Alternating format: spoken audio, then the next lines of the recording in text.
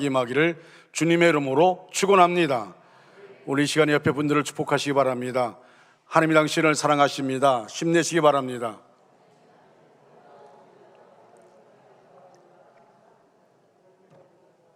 축복송 부르겠습니다.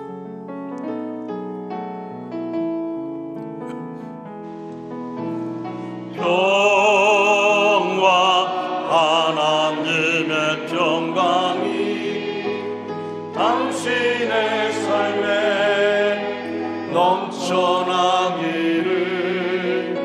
평화 하나님의 평강이 당신의 삶에 가득하기를 축복합니다.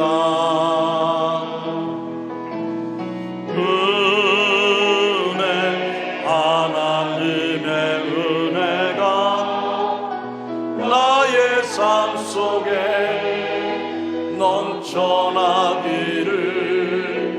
소망 하나님의 소망이 나의 삶 속에 가득하기를 축복합니다. 아멘. 유명한 선교사 스텔리 존슨은 절망 가운데서도 하나님만 바라보고 믿음의 발자취를 남긴 아주 위대한 선교사입니다. 50년 넘게 인도에서 사역했으며 평생 6만 번이 넘는 설교를 했습니다. 미국의 타임지는 그를 세계에서 가장 위대한 선교사로 선정했고, 바울 이후 가장 위대한 기독교 선교사로 존경받았습니다. 그런데 1971년 12월에 뇌졸중으로 쓰러져서 혼자서는 아무것도 할 수 없는 신세가 되었습니다. 눈에 초점이 달라져서 글을 읽을 수 없고, 오른손이 마비되어 글을 쓸 수도 없고, 혼자서 걸을 수 없게 된 것입니다. 하지만 그는 절망의 상황에서 하나님, 저를 왜 이렇게 이 상황 가운데 내가 처했습니까? 묻지 않았습니다. 대신 이렇게 고백했습니다. 변한 것은 아무것도 없습니다. 참으로 감사한 사실은 나의 믿음은 조금도 흔들리지 않았다는 것입니다. 하나님께 모든 것을 맡기고 기도하는 것, 그것이 바로 승리입니다. 미국의 최고의 의사들은 당신은 이제 걸을 수 없습니다 라고 말했고, 인도 최고의 안과 전문의들은 나를 위해 해줄 수 있는 것이 아무것도 없다고 말했습니다. 그러나 나는 아무 걱정이 없습니다. 나는 전적으로 하나님의 손 안에 있고, 하나님의 손 안에 있다는 것은 삶의 어떠한 순간에도 해답이 되시는 그리스도 안에 있다는 것을 의미하기 때문입니다. 그는 이러한 믿음으로 매시 정각마다 기도했고, 또 일주일 금식 후에 걷기 훈련을 시작했습니다. 의사들은 부정적이었지만은 그는 금식하며 걷기 훈련을 합니다. 딸과 사위는 그 옆에서 같이 붙잡고 가면서 훈련을 시작할 때마다 이렇게 외쳤습니다. 나사렛 예수 그리스도 이름으로 명하노니 일어나 걸어라. 나사렛 예수 그리스도 이름으로 일어나 걸어라. 그런데 기적이 일어났습니다. 스스로 걷기 시작한 것입니다. 미국 의료진들이 다시는 걷지 못할 것이라고 했지만 그는 1km를 혼자 걷고 오르막길과 내리막길도 다닐 수 있게 된 것입니다. 또다시 설교할 수 없을 것이라고 했지만 다시 인도로 들어가서 마지막 숨을 거둘 때까지 설교할 수 있었고 교회를 섬길 수가 있었습니다. 그리고 영적 유언과 같은 하나님의 예스라는 책을 남기고 평생 사역지 인도에서 주님의 부름을 받았습니다. 그의 사위는 그에 대해서 이렇게 회고했습니다. 그는 노년의 에녹처럼 하나님과 함께 걷고 있었고 하나님께서 그를 데려가셨습니다. 스텔리 존슨 선교사는 이렇게 고백합니다. 만일 당신의 삶이 조각조각 부서졌다면 그 조각들을 모두 모아서 하나님께 드려 보십시오. 그러면 하나님께서 그 조각들로 아름다운 무엇인가를 만들어 내실 것입니다. 갑자기 나를 엄습한 뇌졸중 발작은 장애와 슬픔을 견디는 것이 어떤 것인지 알려줬을 뿐만 아니라 장애와 슬픔을 긍정적으로 이용하는 것을 삶으로 보여줄 기회가 되었습니다. 예수님은 우리의 해질녘을 새벽녘으로 바꾸셨습니다. 마지막은 하나님의 시작입니다. 절망의 상황에서도 낙심하는 것이 아니라 믿음으로 하나님만 바라보고 그리고 나아가면 절망이 변하여 희망이 되는 역사를 보게 하실 줄 믿습니다. 인간은 장애물 경기와 같습니다. 우리 인생 자체가 장애물 경기와 같습니다. 우리들이 살아가는 자리에는 어디에나 장애물이 있습니다. 경제적인 위기를 만나기도 하며, 건강의 위기를 만나기도 하며, 사업의 위기를 만나기도 하며, 가정의 위기를 만나기도 합니다. 어떤 이들은 그 장애물을 아주 훌륭하게 뛰어넘기도 하지만 어떤 이들은 그 장애물 앞에서 걸려 넘어지기도 합니다. 아니, 주저앉아 버리기도 합니다. 어떤 이들은 인생을 아예 포기하고 맙니다. 자살로 자기 인생을 끝마치는 사람들이 있습니다. 코로나19 상황 가운데 많은 사람들이 자살로 자기 인생을 끝마치는 안타까움을 우리는 종종 신문이나 뉴스를 통해 보게 되어집니다. 인생의 성공은 오늘 우리의 삶에서 순간순간 맞이하는 위기의 장애물을 어떻게 극복하느냐에 달려 있습니다. 어떤 상황에서도 영광의 주님을 바라보며 믿음으로 나가는 자는 반드시 승리할 수 있습니다. 로마서 8장 28절에 하나님을 사랑하는 자 곧 그의 뜻대로 부르심을 입은 자들에게는 모든 것이 합력하여 선을 이루느니라. 할렐루야. 여러분, 토막토막 끊어보면 실패고 좌절이고 낙심할 수밖에 없는 상황이랄지라도 결국은 합력하여 선을 이루게 되어집니다. 신앙의 위인들을 보십시오. 순간순간 바라보면 그들은 거기서 절망할 수밖에 없는 상황입니다. 그러나 그들이 믿음으로 하나님을 바라볼 때 결국 승리하여 우리에게 귀한 교훈들을 안겨주고 있습니다. 우리는 지금 코로나19라는 감당하기 어려운 전염병으로 고통을 받고 있습니다. 많은 자영업자가 어려움을 당하고 있습니다. 교회도 어려움을 당하고 있습니다. 여러분, 작은 교회들은요 정말 어떻게 해야 할지 모르는 그런 절망적인 상황 가운데 있습니다. 매일 주 앞에 무릎 꿇고 기도할 수밖에 없는 그런 상황 가운데 있습니다. 어디 하나 어려움을 당하지 않는 분들이 없을 정도입니다.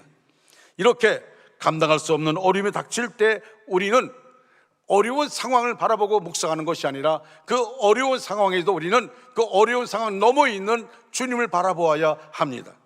그리고 우리의 믿음의 선진들은 이럴 때 어떻게 행동했나를 봐야 합니다. 그래서 주님을 따라, 말씀을 따라, 그리고 믿음의 선진을 따라 살아야 합니다. 그래서 엄청난 역경이 있는 시대지만 이럴 때도 주님을 떠나지 않는 삶을 살아서 우리에게는 은혜요, 우리가 믿는 하나님에게는 영광을 올려드리는 우리 모두가 되어야 될 줄로 믿습니다. 환난 날에 나를 부르라, 내가 너를 건지리니 네가 나를 영원롭게 하리라 말씀했습니다. 그렇습니다. 환난 가운데 있을 때 어떤 사람은 좌절하고 넘어지고 낙심하지만 우리가 환난 가운데 하나님께 믿음으로 일어서며 뜨겁게 기도할 때 하나님 우리의 환난을 거두가십니다. 그리고 하나님 우리를 통하여 영광 받으실 줄로 믿습니다. 우리는 다양한 장애물 앞에 서 있는 한 여인을 오늘 만나게 됩니다. 저는 오늘 이 말씀을 저는 한 주간 기도원에서 말씀을 묵상하면서 제 마음속에 간절함은 하나님 이 가난한 여인의 이 모습이 오늘 저와 우리 교회의 모습 되길 원합니다. 간절함으로 기도하면서 이 말씀을 준비했습니다. 오늘 본문에 나타난 여인은 가난한 여자라고 기록되어 있습니다. 이스라엘 백성이 아니었다는 것입니다. 그런 이방인이었습니다. 마가복음 7장 26절 말씀 보면 헬라인이여 수로보니게 족속이라고 기록되어 있습니다. 그래서 마가복음에는 수로보니게 여인이라고 말하고 있습니다. 예수님께서 두로와 시돈 지방으로 가실 때 가나안 여인이 흉악하게 귀신 들린 딸의 문제를 가지고 예수님 앞에 나왔습니다. 그녀가 예수님께 간청했더니 냉담하게 대하고 무시했습니다. 모독에 가까운 말도 하셨습니다. 그러나 여인은 그럼에도 불구하고 예수님께 매달려 간청했습니다. 그러자 예수님께서 이 여인의 믿음을 보시고 이렇게 말합니다. 여자여, 내 믿음이 크도다. 내 소원대로 되리라. 할렐루야. 따라할까요? 여자여, 내 믿음이 크도다. 내 소원대로 되리라. 할렐루야. 하나님이 우리를 향해서 이렇게 말씀하기를 원합니다. 내 믿음이 크도다. 내 소원대로 되리라. 할렐루야. 그 시로 흉악한 귀신에 걸린 딸이 그 병에서 고침받게 되었습니다. 어떻게 해서 이 무명의 이방 여인이 장애물을 극복하고 최고의 칭찬과 축복을 받았을까요? 첫째로 전심으로 은혜를 구해야 합니다. 이 가나안 여인의 딸이 귀신이 들려 아주 흉악한 짓을 합니다. 감당할 수 없는 짓을 합니다. 여러분, 이 흉악한 여인이 흉악한 귀신들이 딸과 함께하는 이 엄마의 마음이 얼마나 했겠습니까? 걷잡을 수 없는 것이죠. 흉악한 짓을 합니다. 감당할 수 없는 짓을 합니다. 그래서 이방 여인임에도 예수님의 소식을 들은 이 여인은 예수님을 찾아 나옵니다. 예수님은 능히 자기 딸에게 들어온 귀신을 내어 쫓을 수 있을 분임을 확신합니다. 그래서 주님 앞에 나와서 딸을 고쳐달라고 외칩니다. 그런데 예수님은 그녀의 외침에 응답하지 않습니다. 반응하지 않습니다. 그러나 그 여인은 계속해서 딸을 고쳐달라고 소리를 지릅니다. 얼마나 이 여인이 소리를 지르는지 예수님과 함께하던 제자들이 막 그 사람을 귀찮다고 박대하는 겁니다.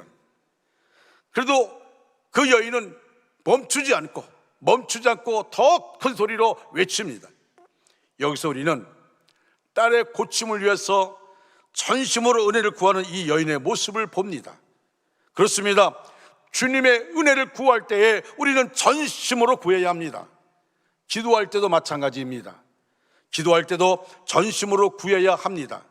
주시면 감사하고 안 주시면 할 수 없고, 여러분 그런 자세 구하는 거 바른 자세가 아닙니다. 여러분 이렇게 기도하는 거 응답하지 않습니다. 우리가 기도할 때 정말 나는 하나님밖에 없습니다. 하나님만이 해결할 수 있습니다. 하나님만 바라보는 마음으로 기도하는 것, 이 기도가 우리에게 필요합니다.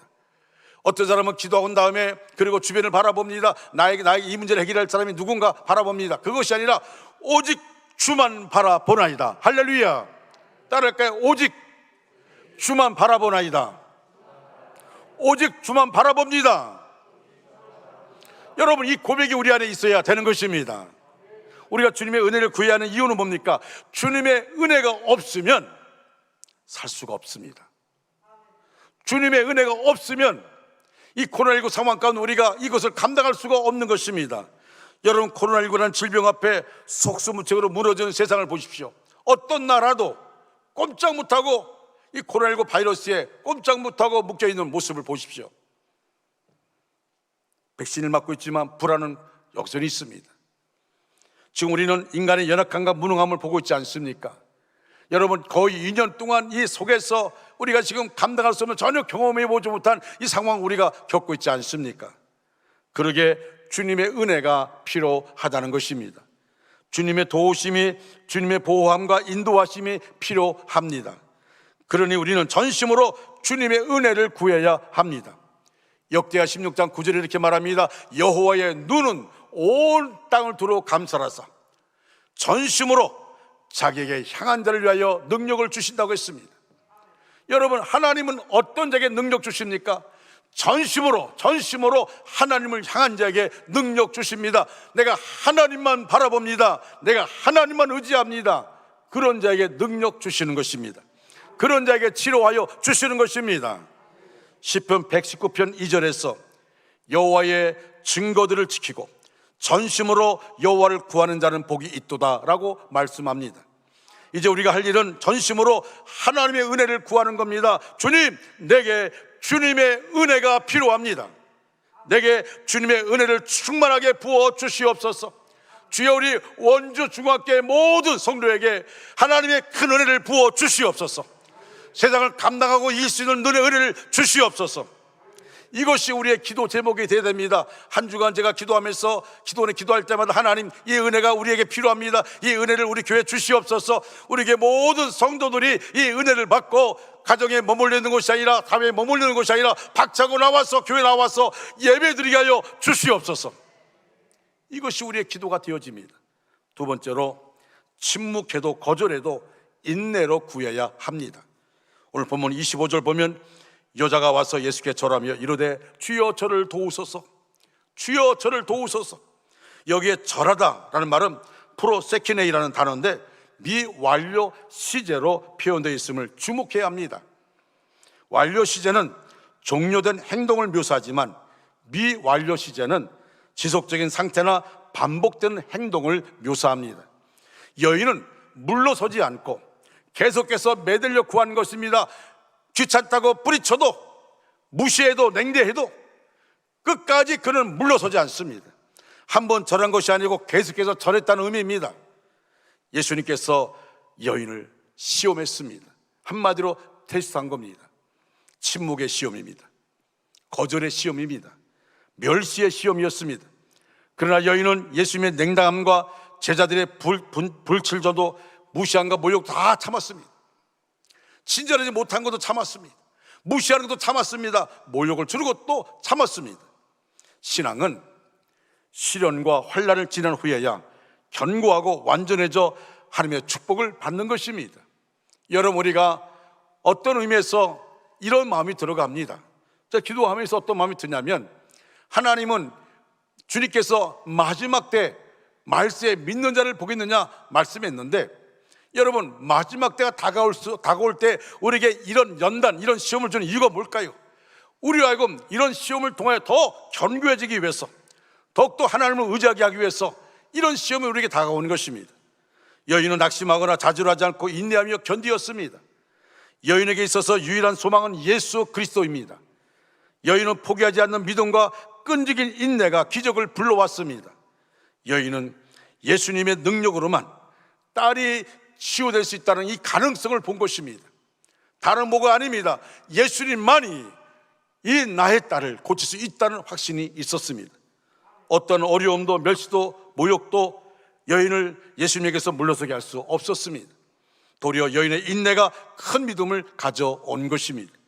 사랑하는 여러분, 오늘도 우리들도 종종 하나님의 침묵을 경험할 때가 있습니다.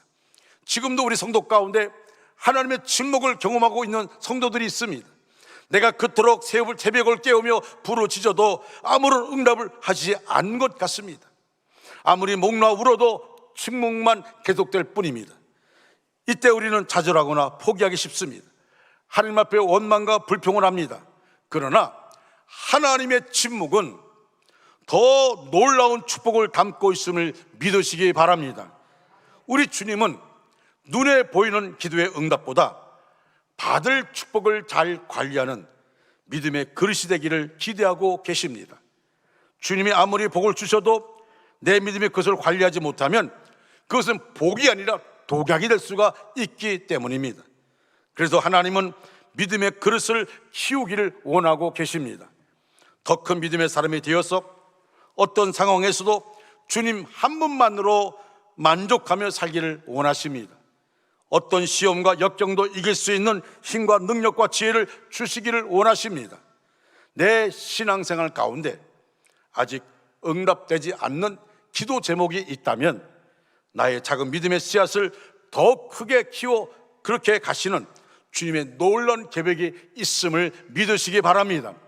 하나님의 은혜 응답이 더디어 오는 것 같지만 그 응답이 더디어옴을 통하여 나로 하여금 하나님을 전적으로 의지하게 만드는 하나님의 역사가 있다는 것입니다. 주님의 침묵은 거절이나 무관심이 아닌 더 크고 놀라운 축복의 준비 과정이요 주님의 응답임을 기억하시기 바랍니다. 세 번째로, 부스러기 은혜라고 구해야 합니다. 부스러기 은혜라도 구해야 됩니다. 주님 앞에 나가 무릎 꿇고 절하면서 나를 불쌍히 여겨달라고, 나를 도와달라고 요청한 가난한 여인에게 예수님은 도저히 이해할 수 없는 말씀을 하십니다. 26절에 보면 자녀의 떡을 취하여 개들에게 던짐이 마땅하지 아니하니라. 가난한 여인을 개 취급하고 있는 것입니다. 지금까지 여인에게 보이신 예수님의 행동이나 말씀은 전혀 예수님답지 않은 행동입니다. 여러분, 사복음서 어딜 봐도 예수님의 모습에 이런 모습이 전혀 없습니다. 여러분, 예수님은 지금까지 도움을 요청했던 그 많은 사람들, 그들의 그 도움을 다 해결해 주셨습니다. 한 번도 외면하지 않으셨습니다. 귀신 들린 사람을 고쳐달라고 하면 귀신을 내쫓아 주셨고, 소경을 눈뜨기 만들어 주셨고, 안지맹이를 일으켜 주셨고, 어떤 병 가운데 있다 할지라도 주 앞에 나오는 모든 병자들을 주님이 고쳐 주셨습니다. 그런데 유독 가나안 여인에게만은 그렇지가 않았습니다. 귀신 들린 딸을 고쳐달라고 아무리 외쳐도 예수님은 그 외침을 듣고서도 듣지 않으신 것처럼 여인의 외침을 외면하였습니다. 오죽하면은 예수님이 그냥 가시니까 제자들이 계속 따라오면서 불쌍히 여겨달라고, 나를 도와달라고 하니까, 오죽하면 예수님 제자들이 주님 저 여인의 그 내용을 응답하시든지 아니 쫓아버리시든지 기차 타는 듯이 그렇게 무시를 당했습니다. 그렇게 멸시를 당했습니다. 그리고는 또 예수님이 말합니다. 나는 이스라엘의 잃어버린 양 외에는 관심이 없다. 여러분, 최초로 예수님께서 이방 지역에 오신 겁니다. 최초로 이방 지역에 왔습니다. 두루와 시도는 이방 지역입니다. 최초의 이방 지역에 와서 하신 말씀이 뭡니까? 나는 이스라엘의 잃어버린 양 외에는 관심이 없다는 겁니다. 완전히 여인의 자존심을 무참히도 짓밟아버리는 그런 상황입니다. 정말 너무하신 주님의 모습이었습니다. 그런데도 여인은 거기서 주저앉지 않습니다. 주님께 가까이 다가서더니 주 앞에 무릎 꿇고 말합니다. 나를 불쌍히 여겨달라고, 나를 도와달라고 그렇게 요청합니다. 그런데 예수님의 마음은 조금도 흔들림이 없어 보이십니다. 자네의 떡을 취하여 개들에게 던짐이 마땅하지 아니하니라. 더 모독적인 말씀이었습니다. 자신 앞에 무릎까지 꿇은 애달픈 어머니의 마음을 이렇게까지 모독할 수 있습니까? 지금까지 흉악한 귀신 들인 딸에게 시달린 게 엄마의 마음, 빨리 이 딸이 고침받기를 원하는, 그 딸을 사랑하기 때문에 딸 속에 귀신을 쫓아달라고 그렇게 간절한 마음으로, 그런 간절함으로, 여러분 예수님과 단독하는 것, 단둘이 있는 것도 아니고 주변에 사람들이 있습니다. 그럼에도 불구하고 이렇게 외치는 이 가난한 여인의 이 마음을 짓밟는 것처럼, 그렇게 정말 어떻게 이런 상황까지, 지금 여인은 예수님으로부터 이루 말할 수 없는 멸시와 천대를 받고 있는 것입니다. 이 말씀, 너는 개다는 겁니다. 그런 말 아닙니까? 너는 개다. 개와 같은 너에게는 그 어떤 긍휼도 자비도 베풀지 않겠다 말씀이기도 합니다. 이쯤 되면 여인의 마음에 이런 생각이 들어야 됩니다. 이런 내가 모욕적인 말을 들어가면서 예수님께 딸을 고쳐달라고 꼭 간청을 해야 하나? 내가 알고 있는 예수님이 아니구나. 예수님도 이런 모습이 있구나. 아마 우리가 그런 말을 들었다면 원망하고 불평하면서 욕하면서 그 자리를 떠날 것입니다. 여인을 향하여 개라고 부른 예수님의 말씀보다 우리를 더 놀라게 하는 것이 뭐냐면, 저는 이게 여인의 고백입니다. 자녀의 떡을 취하여 개들에게 던짐에 마땅하지 않다라고 말하는 그 예수님의 말씀에 여인이 뭐라고 대답합니까? 주여, 옳습니다. 저는 개입니다. 그러나 개들도 제 주인의 상에서 떨어지는 부스러기를 먹나이다. 여러분, 이 여인의 고백이 얼마나 엄청난 겁니까? 아니, 어쩌면 예수님이 이 말씀 듣고 싶었던 것입니다. 그 이방 여인에게 그렇게 모욕적인 것은 예수님이 이 말씀을 듣고 싶은 것입니다. 우리에게 이런 믿음만 있다면, 이렇게 말할 수 있는 믿음만 있다면, 우리는 주님으로부터 큰 믿음을 가진 사람이라고 대단한 칭찬을 받고도 남을 것입니다. 우리는 이런 여인의 믿음을 인내하는 믿음이라고 말할 수 있습니다. 온갖 수모와 멸시를 받으면서도 주님께 부스러기의 은혜를 받겠다는 인내하는 믿음입니다. 어쩌면 여인은 지금까지 예수님으로부터 테스트, 시험을 받고 있었습니다. 그 시험은 너무 많은 시련을 포함하고 있었습니다. 예수님으로부터 무관심이라는 시련을 받았습니다. 제자들로부터 여인을 쫓아버리라고 박대를 받았습니다. 긍휼히 여겨달라고 간청해도 거절당하는 그런 상황을 겪게 되었습니다. 개 취급 당해만 하는 그런 멸시와 천대도 받아야 했습니다. 그 시험을 이긴다는 건 너무 힘이 듭니다. 내 자존심을 완전히 꺾어야만 통과할 수 있는 시험이기 때문입니다. 작은 일에도 우리의 자신의 자존심을 건들면 우리는 막 화를 냅니다. 그런데 이 여인은 자기의 작은 자존심이 아닙니다. 자기의 자존심 전체를 다 뭉개버리는 그런 상황입니다. 너무나도 힘든 시험임에 틀림이 없습니다. 그러나 여인은 그 시험을 통과했습니다. 그 말을 듣는 순간 예수님은 여인을 향해서 그동안 참았던 한마디를 던지셨습니다. 아마 이 말씀을 하고 싶었던 것입니다. 여자여, 내 믿음이 크도다. 내 소원대로 되리라. 할렐루야. 예수님은 이 말씀을 하고 싶었던 것입니다. 여러분, 우리의 신앙을 훈련시킬 때, 연단할 때 그 연단을 통해 우리가 쓰러지는 걸 원하지 않습니다.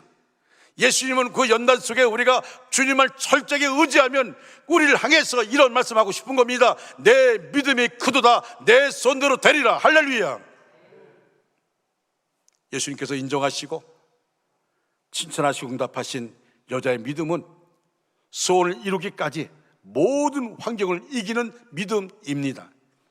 어떤 난관이나 험악한 장애물이 있어도 소원이 이루어지기까지 중도에서 포기하지 않고 끈기 있게 지속하는 믿음입니다. 오늘날 우리는 멈추지 않는 코로나19 상황에서 예외 없이 피할래야 피할 수 없고 돌파할래야 돌파할 수 없는 정말 절망, 좌절이라는 한계 상황 속에서 살고 있습니다. 그러나 주님을 위해, 주님을 향해 전심으로 또 진심으로 간구하는 믿음을 가지게 되면 모든 불신앙과 절망이 사라지고 절망의 신음소리가 변하여서 감사 찬송 소리가 될 줄로 믿습니다. 위드 코로나 가는 시기 속에서 정말 우리에게 중요한 것이 뭘까요? 우리에게 중요한 것이 뭘까요? 이것은 이 가난안 여인의 이 신앙이 오늘 우리에게 필요한 것입니다. 저는 오늘 성령 집회를 하면서 오늘 오후부터 시작하는데 오늘 말씀은 바로 이겁니다. 하나님, 우리 교회, 우리에게 이 가난안 여인의 믿음이 있게 하여 주시옵소서. 모든 절망을 통하여 좌절하고 낙심하는 것이 아니라 어떤 냉대와 멸시를 받는다 할지라도, 어떤 천대를 받는다 할지라도 나는 주님 한 번만으로 만족합니다. 주님만이 하실 수 있습니다. 주 앞에 매달릴 수 있는 그런 마음, 이것이 우리에게 필요합니다. 국민일보 역경의 열매 연이라는 글을 보면 대의그룹의 최의승 회장의 간증의 글이 있습니다. 그분은 충남 서산 산골 오지에서 태어나서 할아버지와 아버지 대대로 산골에서 화전민으로 농사짓고 겨우 먹고 사는 집안에서 살았습니다. 그는 6남매 중 장남으로 태어나서 초등학교밖에는 나오지 못했습니다. 그 할아버지와 할머니, 그 아버지가 은은한 가운데 그 아버지가 결단했습니다. 여기서 계속 있을 수가 없다.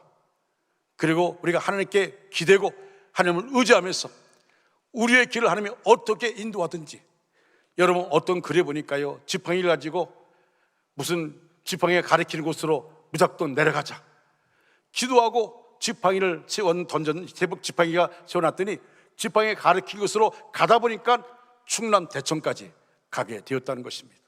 그래서 대천에서 생활하게 되었습니다.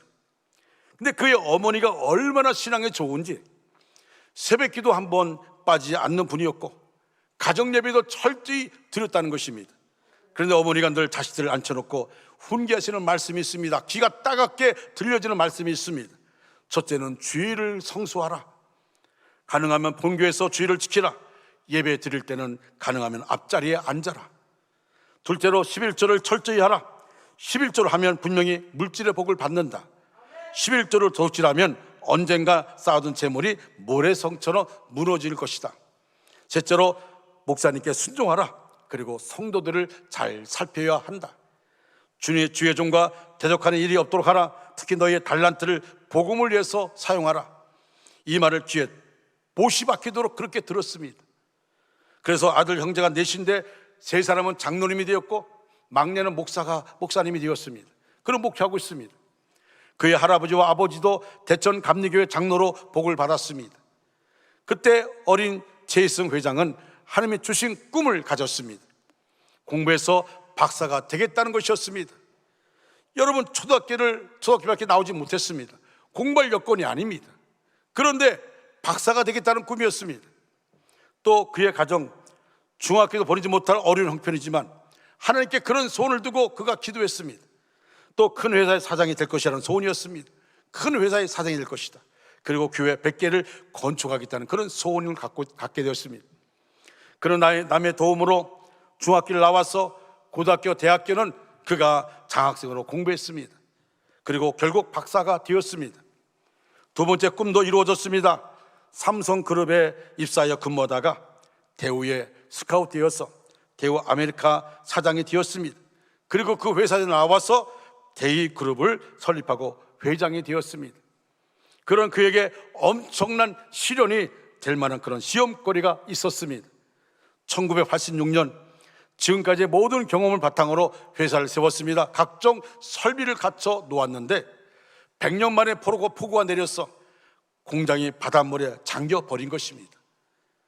회사를 세운 지 제 1년도 되지 않았고 지금까지 승승장구의 인생이었는데 노아의 홍수 같은 어려움을 당한 것입니다. 그리고 결과가 일어나서 그 수재의 아픔을 딛고 비약적으로 성장했습니다. 1991년에 다시 회사를 세웠습니다. 천안에 대지를 마련하고 크게 도약하려고 큰 투자를 했는데 불이 나서 공장이 잿더미로 변했습니다. 물로 한번 망하고 불로 한번 큰 시련을 당하게 된 겁니다. 그는 거기서 좌절하고 낙심하지 않았습니다. 그리고 뜨겁게 기도하면서 이를 악물고 그 시련을 이기려고 하나님, 나를 통하여 하나님 영광 받아 주시옵소서. 내 모든 삶이 하나님의 영광이 되기를 원합니다. 하나님의 영광이 나를 통해 드러나기를 원합니다. 그런 마음으로 그가 다시 회사를 일궜습니다. 그러고 나서 모든 부채를 다 처리할 수 있었습니다. 그리고 8,000평의 견고한 회사를 차릴 수 있었습니다. 최희승 장로는 시련이 없는 인생은 성공도 없다는 것을 분명히 알았다고 합니다. 시험은 곧 하나님이 주시는 축복이라는 사실을 깨닫게 되었습니다. 그때부터 더 열심히 하나님께 기도하며 매달렸습니다. 사업은 탄탄했고 100개의 교회를 짓는 꿈을 계속 진행하며 거의 다 이루게 되었습니다. 제 장로님은 해외 선교만 생각하면 가슴이 뛰는 그런 분입니다. 조엘 오스틴 목사는 최고의 삶이란 저서에서 하나님을 제한하는 것은 오직 우리의 생각뿐이다 라고 말했습니다. 따라할까요? 하나님을 제한하는 것은 오직 우리의 생각뿐이다. 의미 있는 말입니다. 믿음의 역사를 체험하지 못하는 까닭이 무엇입니까? 하나님은 믿음 가운데 역사하시는데 그 믿음의 역사를 체험하지 못하는 까닭이 무엇입니까? 우리가 생각으로 능력의 통로를 막고 있기 때문입니다. 우리의 생각으로 능력의 통로를 막고 내가 할 수 있는 것만 하려고 합니다. 내가 할 수 있는 것. 여러분, 세상도 할 수 있는 겁니다. 우리가 믿음의 삶을 살아가면서 세상도 할 수 있는, 내가 할 수 있는 것만 하려고 합니다. 그 할 수 있는 없다고 생각하는 것은 아예 생각도 안 합니다. 우리의 생각으로 완전히 제한시키는 겁니다. 하나님은 항상 풍성하십니다. 그런데 우리의 불신앙과 부정적인 생각으로 하나님의 능력을 제한하고 있다는 것입니다. 그러므로 현재 정하는 형편을 바라보지 말아야 합니다. 우리의 힘과 능력으로는 아무것도 할 수 없기 때문입니다. 모든 것을 가능하게 하는 큰 믿음으로 살아가시기를 바랍니다. 사랑하는 여러분, 오늘 오후부터 수요일 저녁까지 성령 집회가 진행됩니다. 어떤 분이 저희 그러더라고요. 제가 기도원 있을 때 친구가 유대한 이사로 제주도 가서 왜 오지 않았냐고 하면서 이런 얘기 저런 얘기 하면서 내가 성령 집회가 있어서 준비하려고 한다 했더니 뭘 그렇게 열심히 하려고 그러냐고. 여러분, 사실 저는요, 내 몸 생각하면, 내 약한 부위를 생각하면 그렇게 할 수 없는 상황입니다. 그러나 하나님 저에게 그런 마음 주셨어요. 그런 마음 주셨고 또 우리 성도들이 하나님의 은혜 안에 있기를 간절히 원하기 때문에 이 위드 코로나 가는 이 상황 가운데서 은혜 아니면 안 되니까 그래서 하는 것입니다. 내 주변에 무슨 말을 한다 할지라도 저는 이겁니다. 오직 나에게 주어진 원주중앙교회, 이 교회가 하나님의 기쁨 되어지고 우리 성도들이 하나님의 기쁨 되어지고 이 상황에서 능히 이길 수 있는 그런 하나님의 자녀가 되기를 원하기 때문에 그래서 성령 집회를 하는 것입니다. 여러분, 정말 이 성령 집회를 하면서 영상으로 예배도 한다고 얘기했습니다. 여러분 아십니까? 영상으로 예배 드리는 것이요, 어떨 때 나도 모르게 구경꾼으로 남아 있습니다. 영상으로 예배 드린다는 것은요, 그 안에 참여할 수가 없어요. 그리고 왜 우리가 교회 나와서 이 자리에서 우리가 예배 드립니까? 영적인 파동을 우리가 경험해야 됩니다. 하나님의 영적인 파동을 경험하는 겁니다. 영적인 은혜를 경험해야 됩니다. 그래서 이 자리에 나오는 겁니다. 저는 할 수만 있다면요, 우리 성령 집회를 저 중예배실에서 하고 싶어요. 그래서 더 강하게 영적 파동을 느낄 수 있도록. 그러나 우리가 그런 상황이 아니기 때문에 우리가 이 본당에서 성령 집회를 하는데, 여러분 할 수 있으면 앞자리부터 채워서 영적인 파동을 느끼시기 바랍니다. 뜨겁게 찬양하면서 그 찬양 가운데 내 마음을 다 쏟아내시기 바랍니다. 뜨겁게 찬양하시기 바랍니다. 또 뜨겁게 기도하시기 바랍니다. 여러분, 오늘 성경에 보면 가나안 여인이 소리 질러라고 말하고 있습니다. 우리가 뜨겁게 찬양하는 겁니다. 말씀을 사모하는 겁니다. 그리고 말씀을 들을 때마다 하나님, 저 말씀이 내 안에 나의 말씀으로 들려지게 하여 주시옵소서. 내가 그 말씀을 붙잡게 하여 주시옵소서. 여러분, 말씀을 전하는 저 자신도 마찬가지예요. 말씀을 전하는데 하나님 아버지, 이 말씀이 내 마음속에 내가 말씀을 외치면서 이 말씀 나에게 내 말로 들려지게 하여 주시옵소서. 우리 모두가 마찬가지 아닐까요?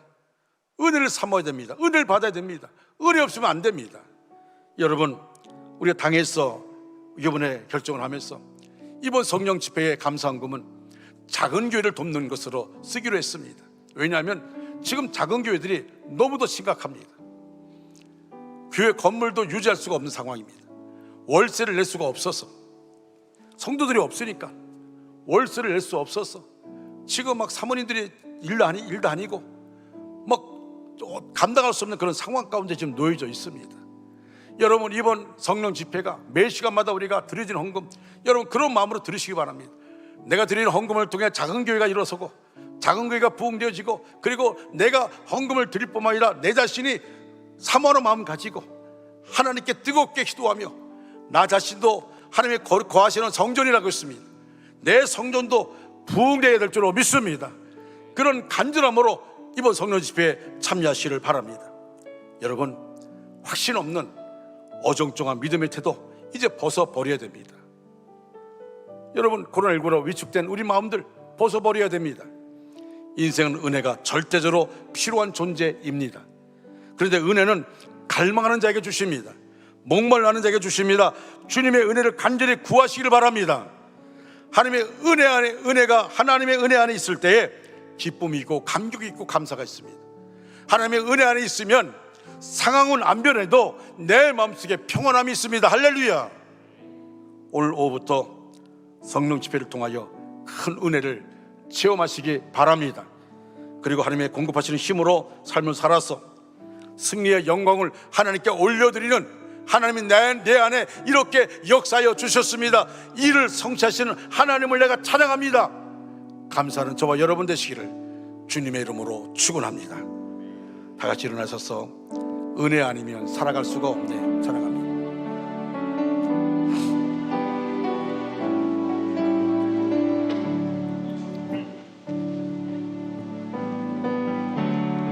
은혜 아니면 살아갈 수가 없네. 호흡마저도 다 주의 것이니, 호흡마저도 다 주의 것이니,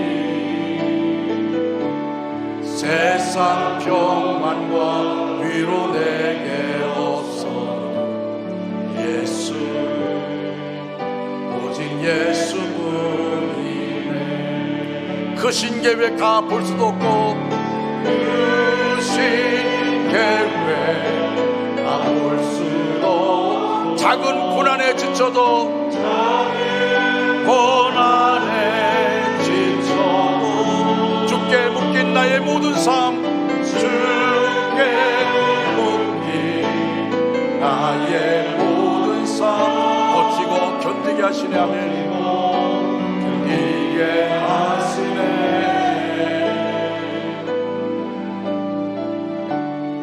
은혜 아니면 살아갈 수가 없네.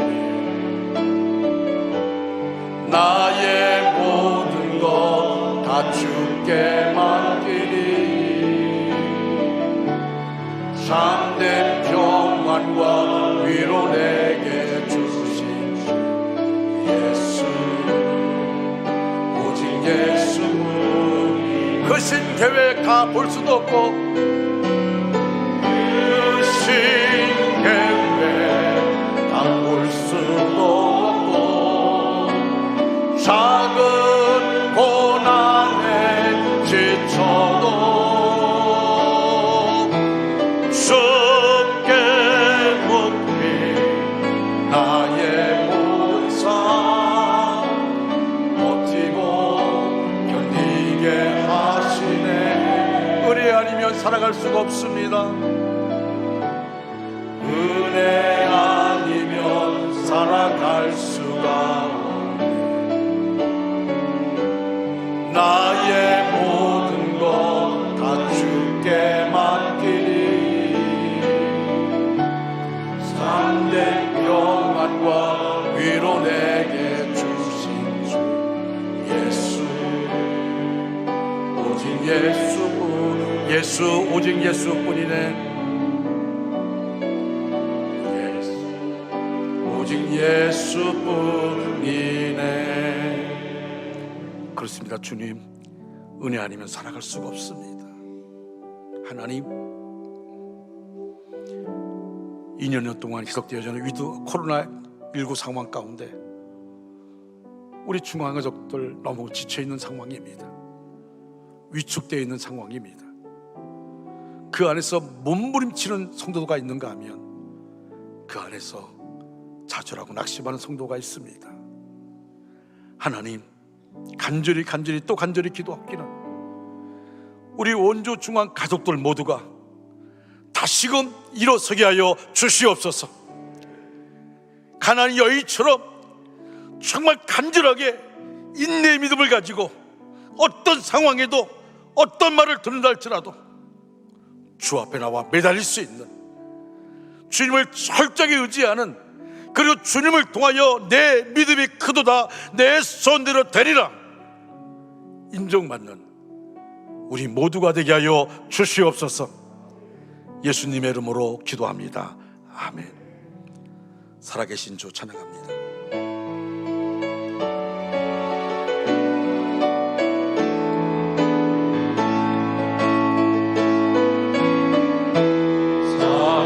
살아계신 주 나의 참된 소망, 나의 참된 소망. 걱정 근심 전혀 없는, 걱정 근심 전혀 없는 사랑의 주 내 갈 길 인도하니, 사랑의 주 내 갈 길 인도하니 내 모든 삶의 기쁨들 충만하네. 하네. 삶의 기쁨 늘 충만하네.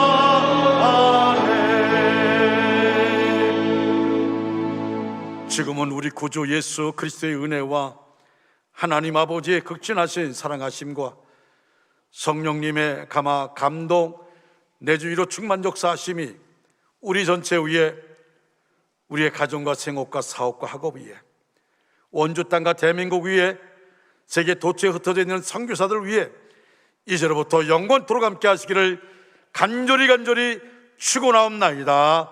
아멘.